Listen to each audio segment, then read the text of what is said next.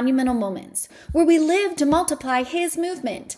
I'm Motschenbacher, and this is a place we passionately pursue and proclaim Jesus. Today's monumental moment is titled, Stay in Your Lane.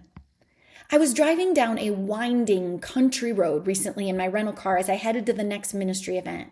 There were no white lines on the pavement, only a double yellow line to separate oncoming traffic around the curves and a broken yellow line on the straightaways indicating that I could pass if I needed to.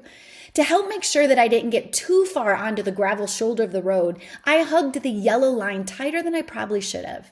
Suddenly, I realized I was now too far left by the yellow line. How did I know? Good question.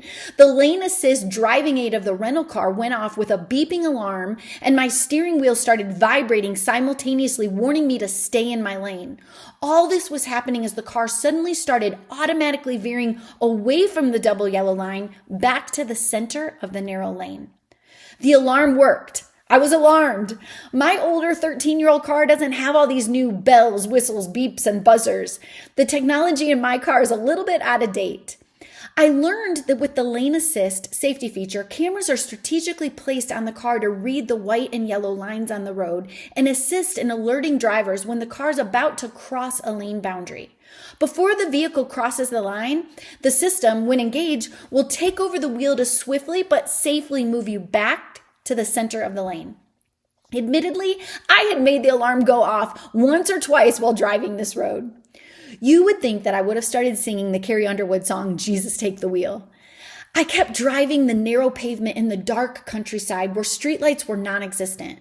I was alert and awake, but not used to the narrow lanes that were winding around the lakes and ponds.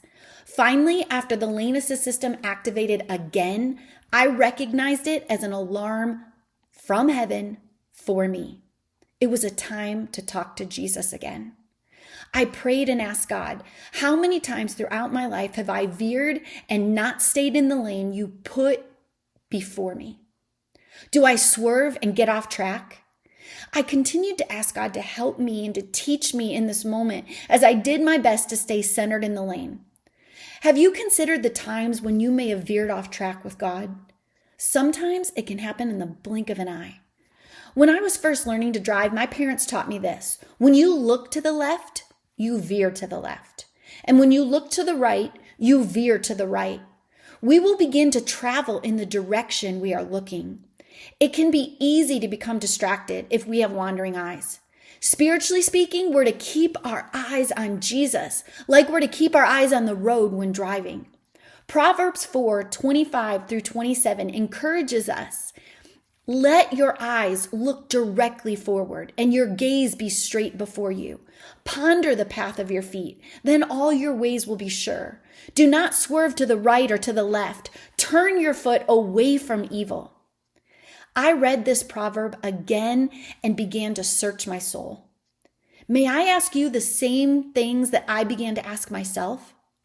Are your eyes fixed on Jesus? Is your gaze straight before you? Do you ponder the path that you are on and ensure that you're staying in the center of God's will? Are you swerving, veering, or casually dabbling with things that you know are not of God? These are questions for today, not reflecting on yesterday, last month, or where we've been with God before, but today as we're driving through life.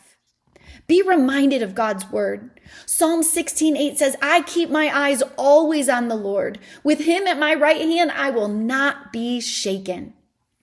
Stay centered in God and rooted in his word, with your eyes always on him as you navigate this life.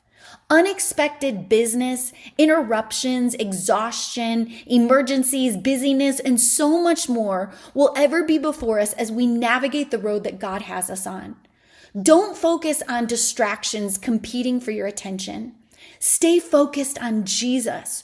Only he will keep you centered. Sing it with me.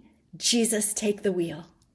How can you make monumental moments and live to multiply his movement today?